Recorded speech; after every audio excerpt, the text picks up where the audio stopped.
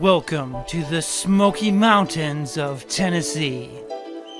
This is Ranger, the water park specialist, and we're here today in Sevierville, just north of the tourist meccas of Gatlinburg and Pigeon Forge. Brand new to the region for 2020 is Soaky Mountain Water Park. The park was built by Wilderness Resorts, which owns and operates an indoor water park complex next door, which you can see right here, and a mega resort complex in Wisconsin Dells. The $90 million spent to build Soaky Mountain represents one of the most aggressive opening plans in water park history. Has all that money propelled Soaky Mountain into the top tier of U.S. water parks in its very first operating season? Let's go find out. We'll start the tour with Rainbow Revenge, which is a family raft slide. It is the first I've seen to feature saucer turns, which look like this. The inside of the slide is quite spectacular as you pass through multicolored sections with psychedelic light rings. The ride itself is tame and the rafts barely spin on the route. Next is Blue Mountain Mayhem, which is also a family raft slide, although this one is not for the faint of heart. Featured is this double wall element, one of only two in the world. A drop shoots riders up the first wall for a moment of weightlessness. The next drop has a bit of a double down feeling and produces strong weightlessness and an unreal sense of speed before climbing the second wall. The ride concludes, but not before a third moment of weightlessness on the wall and a high-speed drop.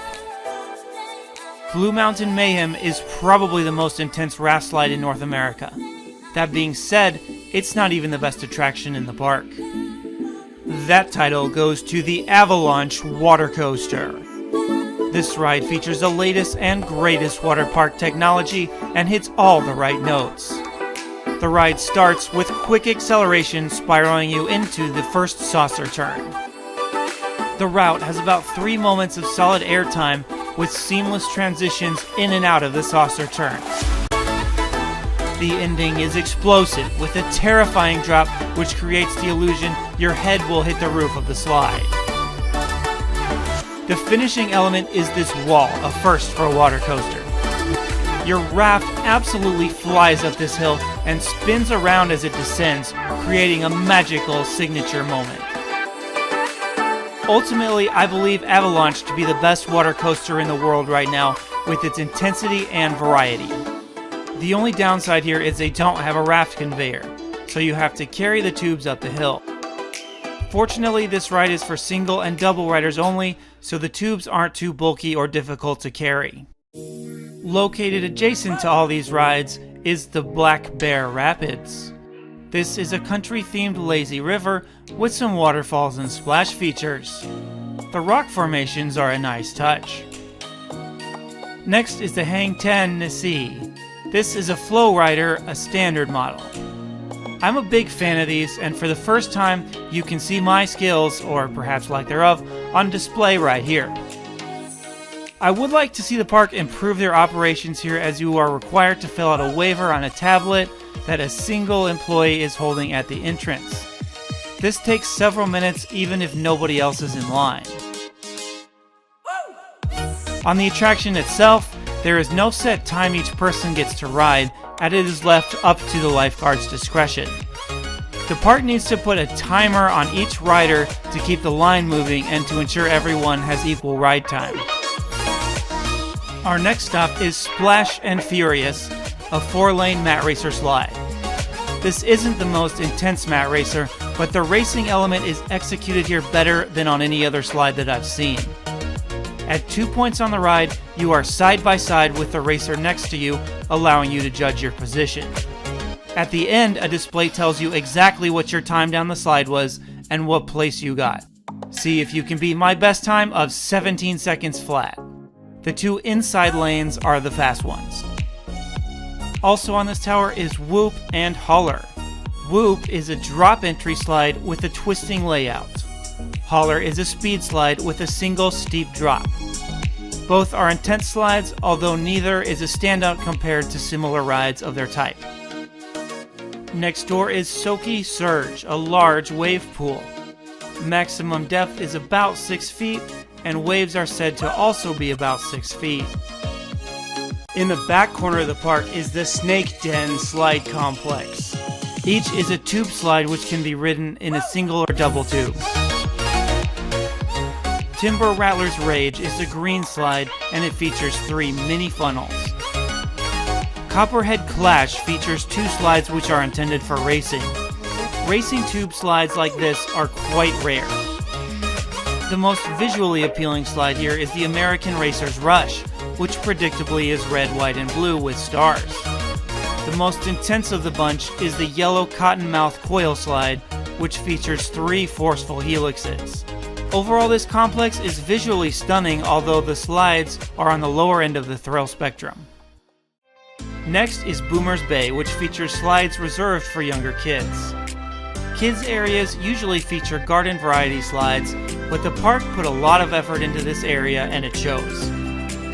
Many versions of the park's best attractions can be found here, and all the slides face the same direction. That makes it easy for parents to relax in the shade and watch their little ones. The Hive is a nearby water playground. The cartoon-like animals give the area a certain charm. The Orange Bowl Slide is noteworthy as it rides like 2 slides. First you drop and spin into the bowl, in the middle you stop and walk around to the second slide, which sends you down and out the bottom. Also, the blue body slide on this complex is worth a trip or 2. The final stop on the tour is Slippery Salamanders. Inflatable water obstacle courses are a recent phenomenon, and this is the first I've seen at a major water park. What appears to be an easy kids course is more challenging than it looks. The water is 5.5 feet deep, although life jackets are permitted. Soaky Mountain is not among the largest water parks in the world, but the overall quality of the park is impressive. Blue Mountain Mayhem and Aqua Launch in particular are game-changing attractions which make this place worth a visit. The park is doing a lot of small things well too.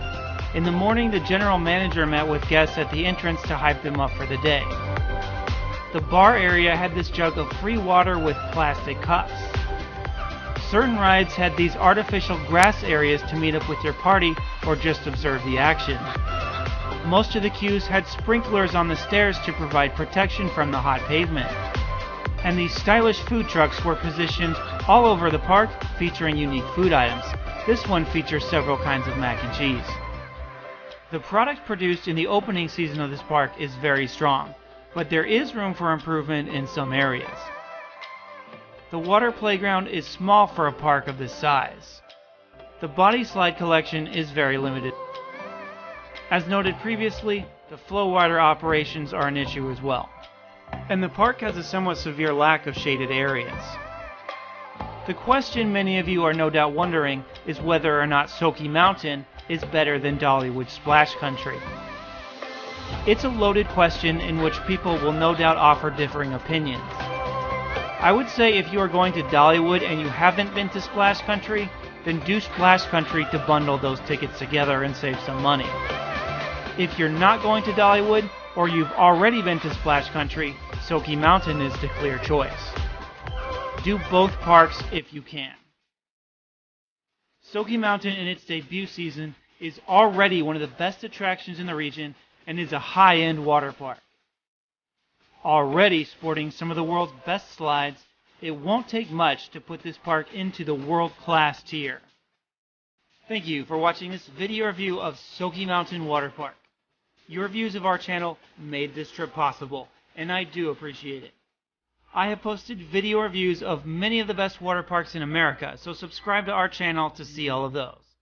If more Smoky Mountain area content is what you're looking for, we've got plenty of that too.